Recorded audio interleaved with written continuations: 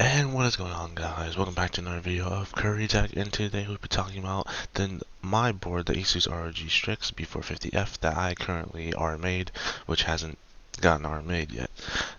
In the past, I've made videos on this board, many features of it and everything, but we've never done a deep analysis of the board and what it actually features. So here's the back plate, and getting it out of the box is pretty simple. Just pull it out like this. And this is from Asus's ROG Strix lineup of boards, so not the Maximus formula or anything like that. This is an ATX motherboard for AM4 sockets, by the way.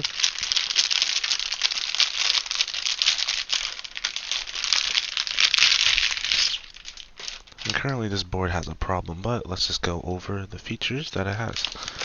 So on the board you will expect a nice decent VRMs, AM4 socket right here, and 4 DIMM slots featuring up to support up to 4200 megahertz RAM, so a lot of fast speed RAM, but usually we go with 3600 on most of these boards anyway. Features an IO shield on pre-installed, so that's nice to have on a $130 motherboard that I paid for. And features all the ports you would need, DisplayPort, HDMI 2.0, USB 3.1, Type-C ports, a bunch of USBs, and Ethernet. And also you have a bunch of audios in and out, so if you're into that. This board is a B450 series, so it has 3 PCIe Gen 3 x16 slots for graphics cards, not PCIe Gen 4, and for M.2s there are actually 2 on this board with no covers on it. So right here there's one, and the second one is right there. And these are Gen 3, not Gen 4, because the B450 chipset does not support it, unfortunately. Has a 24 pin right here. The VRMs are decently okay on this motherboard, but I've had trouble overclocking on this board because Asus does, manufacturers have different things to do with voltages and actually overclocking the CPU out of the box already. So on this board, so they put a lot of extreme kind of settings to push the CPU even more. Has an 8-pin CPU connector right here. It's a very nice looking board, sleek black, kind of gunmetal on the silver parts and accents. Has, let's see, 1, 2, 3, 4 fan headers. Yeah, 4 fan headers. 2 USBs, or 3 USBs, sorry, and HDMI 3.0 cable, and also 6 SATA ports. So if you want to connect a lot of SATA ports on here, this is your board. It's an amazing board. It also has AIO pumps, and actually has a RGB 12 volt right here up on top. So it's a pretty good board.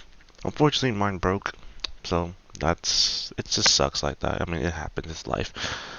But look at that, look at the shine on the board, that little rainbow. If you're going for aesthetics, this board is basically it. If you want an Asus board, this board's pretty good for what you get. Compared to an B450 MSI Tomahawk, I still feel like the Tomahawk is more reliable than this board, because I remember when this board, I was using it, it actually went my CPU voltage at 1.4, which is really high, even though it was just out of the box settings and I haven't overclocked it. So I actually had to undervolt it and turn off a couple of settings to ensure that my CPU wasn't drawing so much voltage for some reason, which actually decreased my temperature at least by 8 degrees Celsius.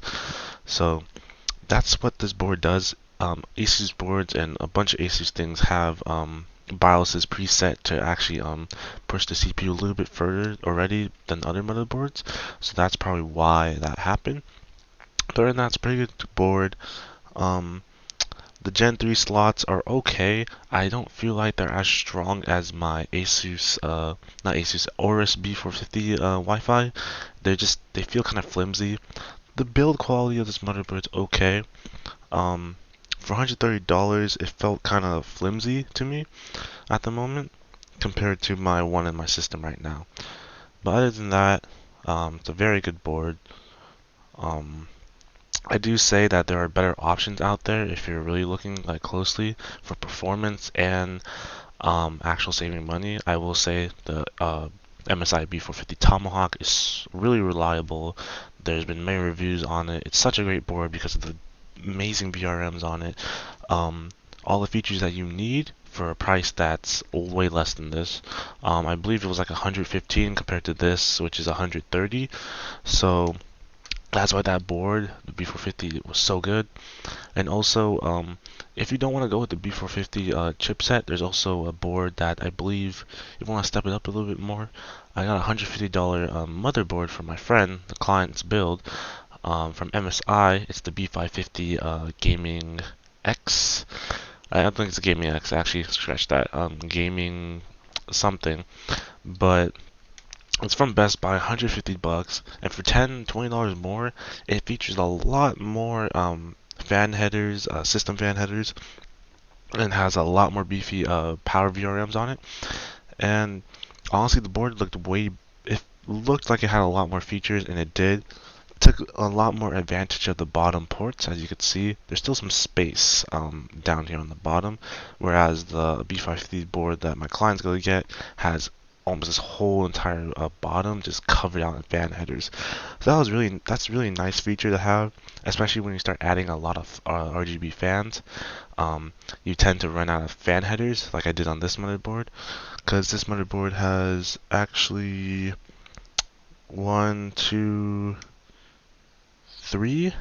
Yeah, 3 fan headers. My bad. I think I said 4 in the past, but yeah, that's why these are system fan headers. If you want to plug it into an AIO pump, there's actually 2 AIO pumps right here. But you can plug it into a CPU fan header if you really want to, but I don't suggest you do, because in the BIOS it's probably a lot more trickier in terms of actually finding it. So, but you can still do that as well. But that forced me to buy a Commander Pro because it was just easier to control everything from a software standpoint.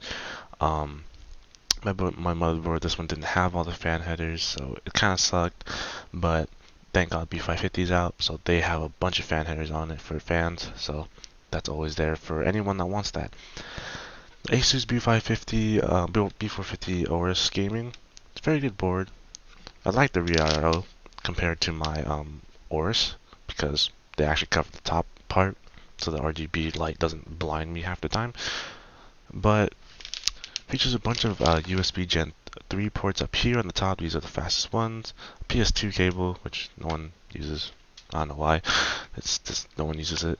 A Type C, and also these B450 boards do not support Type C cables.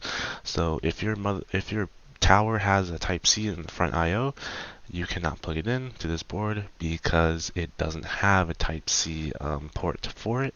So that sucks about it, but that's what you get for each generation above. You know, you get more features and everything like that. But other than that, it's overall decent board for the price. I still say there are better boards out there. Especially being $130, I expected a little bit more bang for my buck. But anyway, hope you guys enjoyed the video. Make sure you leave a like and comment down below what other videos you want to see. Anyway, peace out guys, and keep on gaming.